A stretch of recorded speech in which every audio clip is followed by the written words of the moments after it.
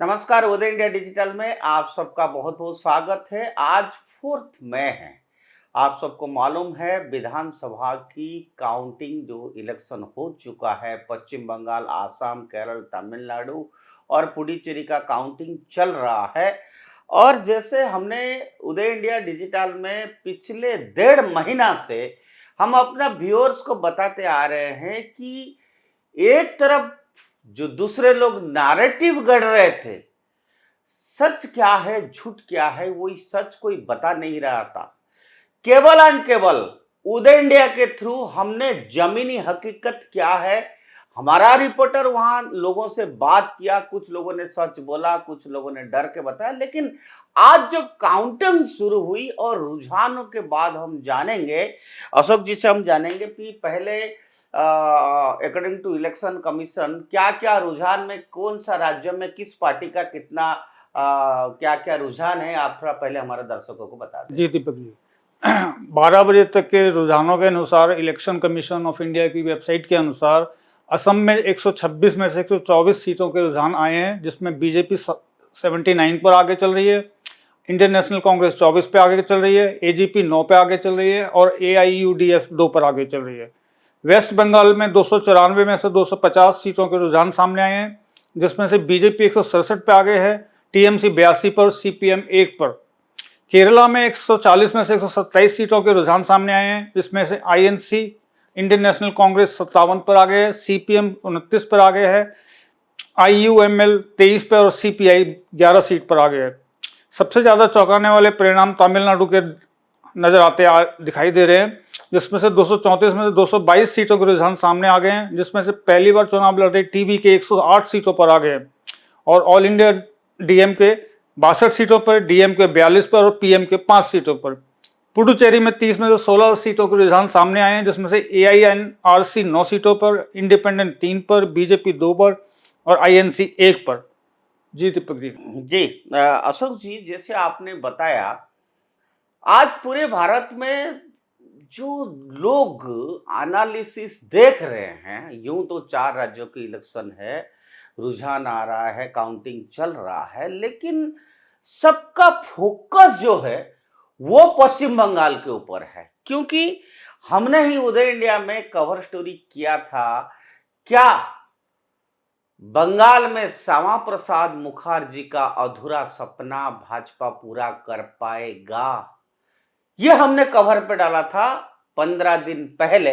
और आज सचमुच में यही दिख रहा है कि आज श्यामा प्रसाद मुखर्जी का आत्मा को खुशी होगी, वो कहीं ना कहीं इस बात को रियलाइज करेंगे कि बंगाल में परिवर्तन दिखाई दे रहा है। और मैं अपना दर्शकों को बता दूं, ये कोई साधारण परिवर्तन नहीं है, ये परिवर्तन न्याय और अन्याय के बीच जो लड़ाई है, ये उस परिवर्तन है, ये वो परिवर्तन है जो हिंसा और अहिंसा, जो महात्मा गांधी जी ने कहा था, हिंसा के खिलाफ उन्होंने लड़ाई किया था। लेकिन कांग्रेस पार्टी से अलग होके ममता दीदी टीएमसी बनाया, लेकिन उन्होंने जिस तरह से पश्चिम बंगाल में हिंसा फैलाया, और यहां तक कि हमने अपना उसमें दिखाया, अलग अलग जब हम दिखा रहे थे, लोगों की व्यूज दिखा रहे थे, कुछ मतदाताओं ने बताया कि पहली बार we could able to exercise our own votes. नहीं तो क्या होता था, बूथ पर बूथ लोगों के नाम पे कोई और वोट दे रहा था।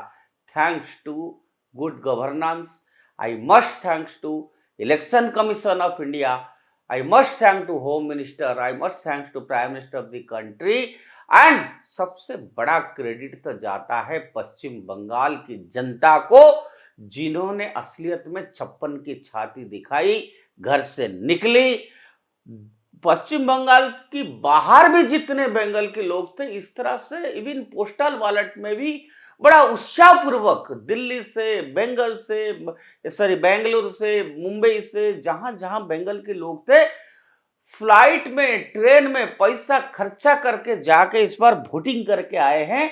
और इस बार वोटिंग के लिए जो सेंट्रल फोर्सेस वहां पर काम कर रही है, उनको भी सैल्यूट करना पड़ेगा। कम से कम कोई बहुत बड़ा हंगामा ना होके, हिंसा ना होके, भय मुक्त होके मतदाताओं ने वोट दिया और रिकॉर्ड मार्जिन में वोटिंग हुआ। 92% से ऊपर। ये बहुत हिस्टोरिक है और इससे भी बड़ा हिस्टोरिक है।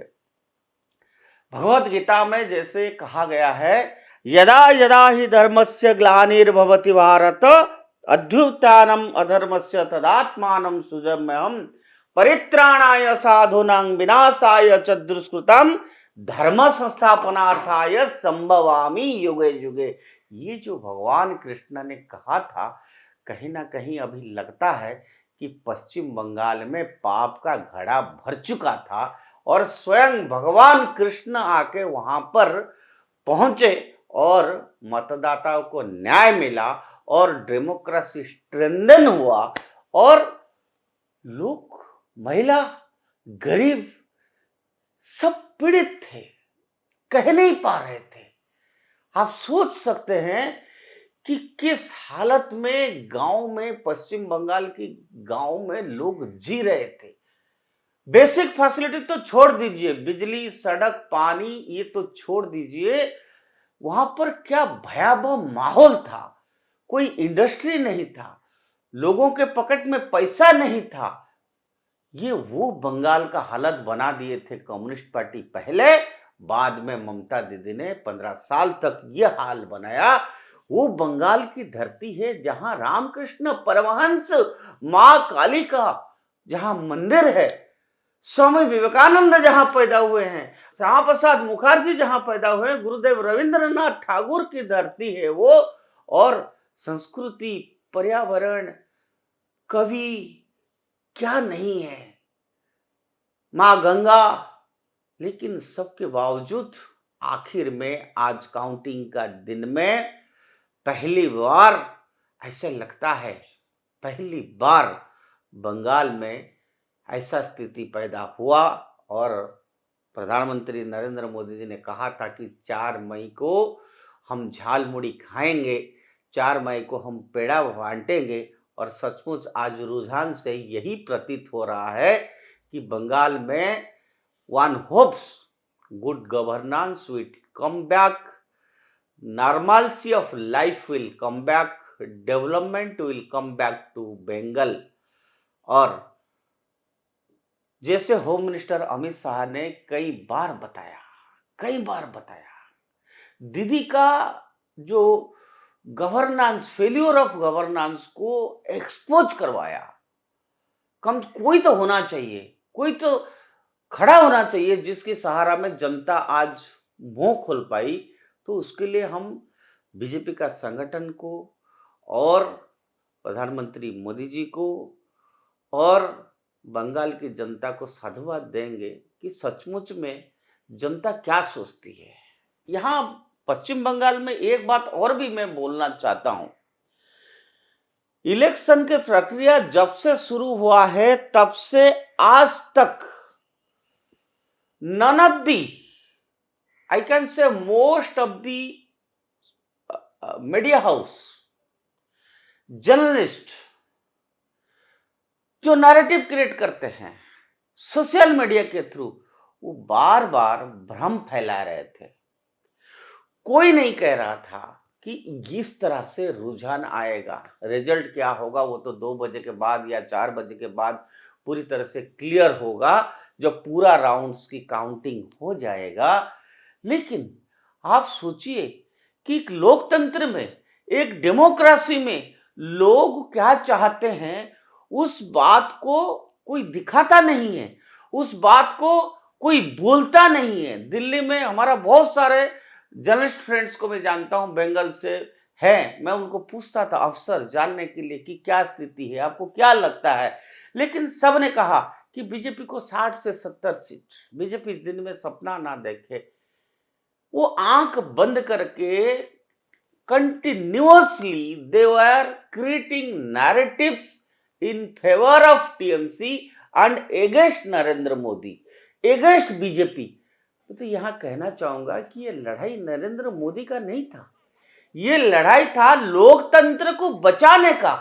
आप सोचिए 15 साल एक राज्य में शासन करने के बाद ममता दीदी कहते हैं, आपने भी सुना कि एक कम्युनिटी है, उनको अगर थोड़ी देर ढील छोड़ दे तो इधर का उधर कर देंगे। सोचिए, ये वो बंगाल है जहां दुर्गा पूजा में पंडाल दुर्गा पूजा पंडाल में या जब उनका वो जा रहा था उसमें पथराव होगा, और माइनॉरिटीज के कोई फंक्शन हो, मुख्यमंत्री स्वयं क्या कहा कि वो लोग शांतिपूर्ण लोग हैं।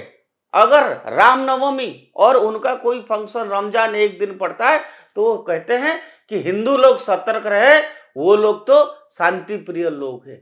बताइए, ये स्थिति है। इसीलिए मैंने कहा कि गीता में जो कहा था, जब जब अन्याय धरती पर बढ़ेगा तो स्वयं भगवान आते हैं।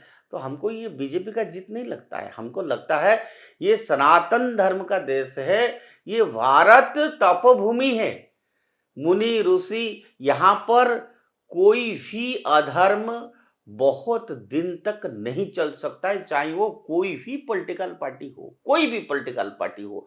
जनता जब आपको चुन के भेजता है तो जनता भी आग्रह करता है, और जनता खूब समझता भी है कि क्या आप कर रहे हैं, चाहे बीजेपी हो, टीएमसी हो, कांग्रेस हो, डीएमके हो, एआईडीएमके हो, टीवीके हो, एलडीएफ हो, यूडीएफ, कोई भी हो।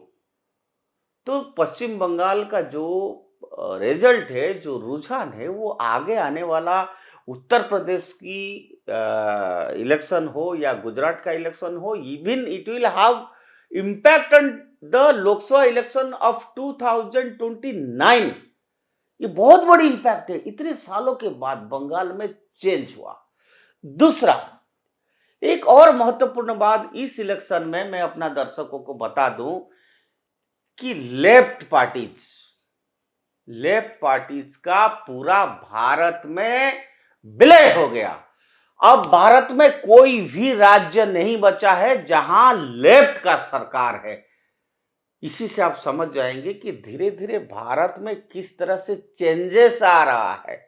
और जो लोग हिंदूज को बार बार अपमान करते हैं, जो तमिलनाडु में डीएमके का सरकार था और स्टालिन ने जिस तरह से तमिलनाडु की सारा मंदिरों की जो फंड था उसको खत्म कर दिया, मंदिरों में जो हिंदू लोग डोनेट करते थे उस फंड को मंदिर का विकास के लिए ना लगा के श्रद्धा से जो लोग अर्पण करते थे उसको दूसरा जगह खर्च करते थे। हिंदूज के खिलाफ डायरेक्ट लड़ाई, ब्राह्मण के खिलाफ लड़ाई, ये जो जाति के नाम पर, पंथ के नाम पर, मजहब के नाम पर जिस तरह से तमिलनाडु में, बंगाल में हो रहा था, उसका भी परिवर्तन धीरे धीरे दिखाई दिया। अब टीवी के तमिलनाडु में जो है 100 से ऊपर तक जा चुका है रुझान में।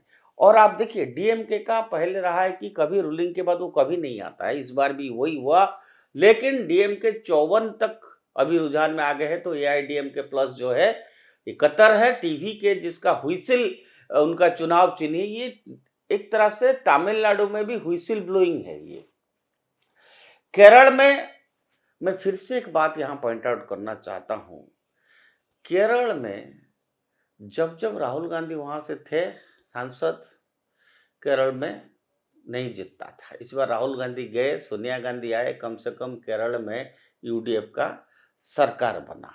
और बात करते हैं आसाम में हेमंत बिस्वा शर्मा ने गुड गवर्नेंस का एक नतीजा उन्होंने दिखाया लोगों के सामने, विकास कैसे होता है। लेकिन पवन खेड़ा कांग्रेस पार्टी का जिस तरह से नैरेटिव खड़ा किया, एक इलेक्टेड सीएम के खिलाफ जिस तरह से आरोप लगाया, और उसके बाद कोर्ट ने भी क्या जजमेंट दिया आप सबने देखा। और ये पूरा विषय को देखने के बाद जनता ने जो डिसीजंस किया है 126 से अभी बीजेपी 100 के आसपास रुझान में आ गए हैं और कांग्रेस सिर्फ 26 में सिमट गया है। तो हम इस बात को नकार नहीं सकते हैं। आप अगर जाति के नाम पर, मजहब के नाम पर आप अगर वोट बैंक पॉलिटिक्स करेंगे तो जनता आपको अवश्य सही टाइम पे आपको लेसन सिखाएगा। ऑल ओवर द कंट्री ये इलेक्शन से एक लेसन ये सीखना चाहिए कि इस देश में अगर कोई भी नेता, कोई भी पॉलिटिकल पार्टी अपने वोट बैंक पॉलिटिक्स जाति के आधार पर खेलेगा, हिंदुओं को अपमान करेगा, सनातन धर्म की विश्वास तल पर अपमान करेगा, तो हिंदू इस तरह से एक्ट करेगा। पश्चिम बंगाल में क्लियर दिखाई दिया, क्लियर। और आपने ही सुना था इलेक्शन का प्रक्रिया जब चल रहा था तब कालकाटा का मेयर ने खुद बोला था हम 17% है, हम माइनॉरिटीज यहाँ पर, उसको बढ़ा के हम 37% होंगे, नेशनल लेवल पे इतना परसेंट है, हमको उसको डबल करना है। ये जो डिविसिव पॉलिटिक्स खेल रहे हैं, ये divisive politics, divide and rule, Bengal में भी डिविसिव पॉलिटिक्स हुआ, तमिलनाडु में भी डिविसिव पॉलिटिक्स हुआ, मजहब के आधार पर हुआ और जनता ने क्लियर संदेश दिया इस बार कि ये नहीं चलेगा। और क्योंकि भारत में बहुत सारा लोग, हमारा शास्त्र में जैसे गीता में, भागवत में कहा गया है, जब जब पाप की घड़ा भरेगा तब तब भगवान आविर्भाव होंगे और न्याय मिलेगा। और विश्व की सबसे बड़ा मदर ऑफ डेमोक्रेसी हम कहते हैं, सबसे बड़ा डेमोक्रेसी भारत में आज 2026 में 4 मई को जनता ने क्लियर, जो रुझान है जनता ने क्लियर बता रहा है कि जाति के आधार पर आप नहीं कर सकते हैं। मेजॉरिटी ऑफ पीपुल की विश्वास और आस्था को चोट पहुंचा के आप राजनीति नहीं कर सकते हैं। और गणतंत्र को एक और बात मैं भी कहना चाहता हूं, आप बार बार instead of counting your loopholes, if you will attack the agencies, the democratic institutions, तो अल्टीमेटली ये फल भुगतना पड़ेगा जो आज कांग्रेस को भुगतना पड़ रहा है, लेफ्ट को भुगतना पड़ रहा है और ममता दीदी को। आखिर ममता दीदी को भी मालूम है, जब वो सत्ता में आने से पहले कहा था यही सेम बातें जो लेफ्ट इतना साल से करके आ रहे थे कि मैं ये खत्म करूंगा, लेकिन ममता दीदी ने वही गुंडागर्दी, जंगल राज, नो विकास और जाति और मजहब पर राजनीति किया। आज रुझान ये कहता है ममता दीदी को बंगाल की जनता ने नकार दिया, उखाड़ के फेंका। इसी से पता चलता है कि बंगाल की संस्कृति कितना उत्तम है, कितना हाई लेवल है। केवल डर था। आज इसीलिए मैंने फिर से दोहराऊंगा, शुरू में भी कहा कि we must be thankful to our prime minister under whose leadership, under the leadership of Amit Shah home minister, because जब दी सेंट्रल फोर्सेस डट के खड़े रहे, स्ट्रांग रूम्स को भी उन्होंने ठीक से प्रोटेक्शन दिया और दोनों उसमें वोटिंग डे में हर बूथ पर सेंट्रल फोर्सेस का प्रेजेंस होने के कारण लोगों ने भय मुक्त होकर वोट दिया, जिसका रिजल्ट आज आपको सामने है।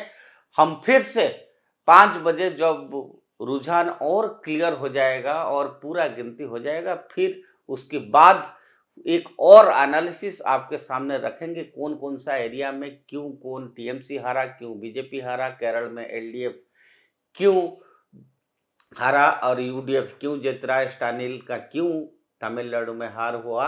ये सारे बातें हम अलग अलग आगे एनालिसिस पे हम दिखाएंगे आपको, कौन सा पार्टी को कितना परसेंटेज मिला। ये सारे बातें जो जमीनी हकीकत है हम दिखाए थे आपको, और अब जो हुआ है उसको भी एनालिसिस करके हम आपके सामने रखेंगे। उदय इंडिया से जुड़े रहिए, उदय इंडिया सब्सक्राइब करिए।